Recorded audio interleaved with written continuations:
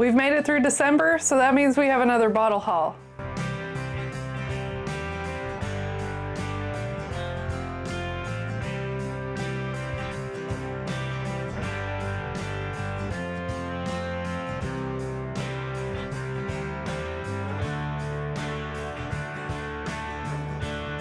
Hi friends, I'm Laura, this is Baker Drinks. Welcome to December's bottle haul, and it's a great one, as usual. First off, we'll start with a beer. We finished November with some awesome allocated beers. We also got one for December, and this is Black Tuesday. It is another barrel-aged stout, and this one is a 19.5%. I'm excited to try it, see how it compares to any of the other bottles we have. We're gonna start with some of the bottles that were gifted to us this month. It was the holidays and we have some friends that gave us some stuff. This is a Chucknut Bay, I think is how it's pronounced. It's a Washington whiskey. This is new to us, and it was a Christmas present from family because they know we like whiskey, and it's a local whiskey, so we're excited to try it. We've got two here from Myron over at Bourbon Drop. We've got the Green River Bourbon because it is not available near us and we've been wanting to try this. And then we also have Old Line American Single Malt Cask Strength because he's spoken so highly of this bottle. Again, not available in our area, and dang is he right about it. This is an amazing American single malt. This is from another friend of the channel. Lot 40 Dark Oak. So this is a Canadian whiskey, not available in our area, and turns out Canada has some decent stuff because this tastes pretty dang good. 100% rye whiskey. Next, we've got some bottles from some clubs we're in. I've talked about it many times before, but Barrels for Hope. This is another one of their picks. It's a Still Austin single barrel cask strength. And dang, is this bottle good. I wish I had a backup because I feel like we're gonna go through this pretty quickly. Another club we're part of is Westward. So this is Portland, Oregon, single malt company. They put out amazing base spirits, but this one is one of their single barrels that they do just for their club, and it's finished in a 30-year-old cognac, so it has a lot of flavor of the cognac and the old dusty notes you get from an old liquor. We have this one, I can't believe that we have. Lots of channels have talked about it over the years. It is not an easy bottle to come by. This is from Sagamore. It's their port finish. It's only a special release. This year it was only available at the distillery, or you had to have an address in Maryland. So amazing bottle. If somehow you were able to find this, congratulations, because wow, it is so good.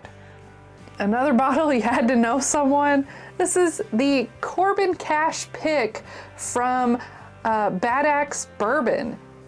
It is a Merced Rye single barrel, aged 7 years, high proof, fantastic. 130 proof rye whiskey. So good, coming out of California.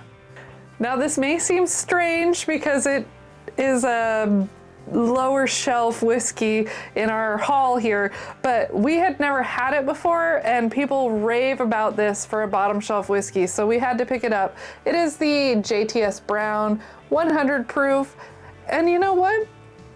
I agree. It's a pretty solid low shelf whiskey. We'll probably use it for mixers more than anything else, but it's pretty good.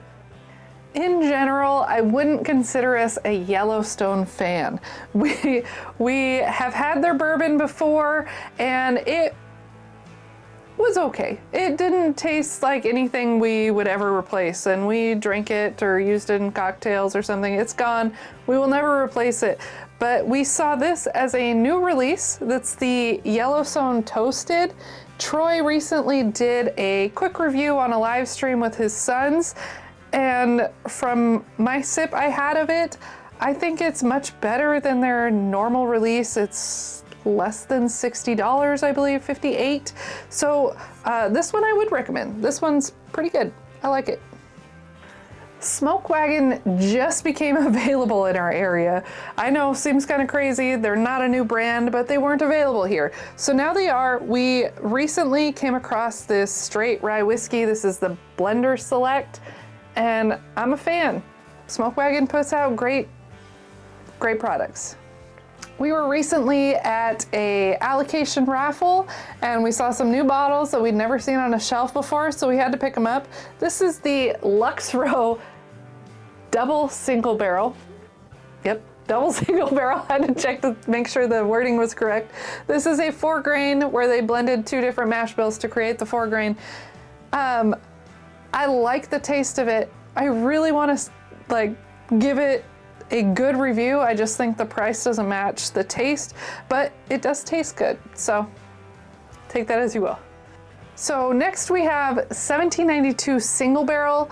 Originally, I wasn't a huge fan of the 1792 brand, but lately I've been getting back into it. So we had this before, didn't think I'd ever replace it, but I've liked other products lately, so we had to pick up a backup. And along those lines, we found a 1792 foolproof single barrel, $51. Hard to pass up. I know it's going to be fantastic because we do enjoy the foolproof and the 12-year more than any of the others.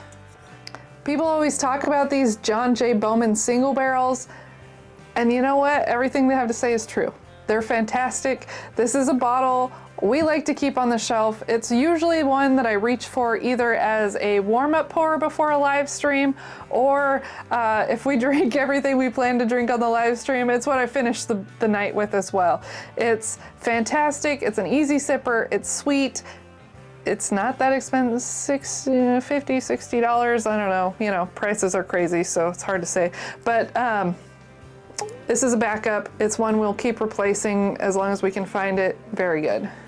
Troy's been drinking the Blantons lately so fast that we've had to replace bottles. So this is the last one we need for our Tater Blantons spell the word out with the horses. We've got the B, final letter in our collection, finally. So here we are. We've got all the Blantons. Who knows, we'll probably still pick up more because we enjoy drinking it. So if we can find it at a good price, gonna pick it up. This is another bottle that we picked up at that bourbon allocation raffle at QFC in Sammamish, Bourbon Baller Lee.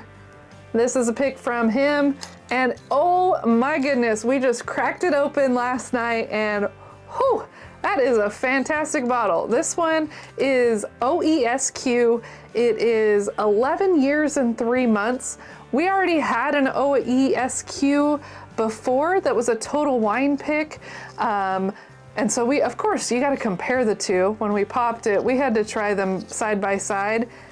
This one is such a better experience. It is fantastic. And any of them ending in the Q is usually my preference. So this one, top of the line, great pick. If he still has bottles and you're in the area, I'd pick them up because that's a good one. At that same allocation raffle, of course, we did come home with a bottle, and it's one we did not have before. This is the Jack 10 from this year. We have the Jack 10 from last year. We have not cracked this open yet, but I'm excited to try them together because I hear that this year's is even better than last year's. I just can't confirm or deny that fact yet because we haven't gotten into it. Too many bottles this month, but soon I will let you know. This is another bottle that both Troy and I are very excited to get into. We drank a whole bunch of a bottle from a bar last year. We definitely paid their fair share worth of that bottle and just pours that we had. But this is the Prisoner Share. It is from High West Distilling. It is finished in a Prisoner red wine barrels from California. We have not cracked this one open, so I can't tell you if it's better than last year's or worse than last year's, or if I can even remember exactly what last year's tasted like. But I plan to do a review soon where I drink the Prisoner's wine with it, so I can try to pick up the notes that are specific from that wine that get into this whiskey, and I hope you'll enjoy it. I know I'm gonna enjoy this whiskey either way.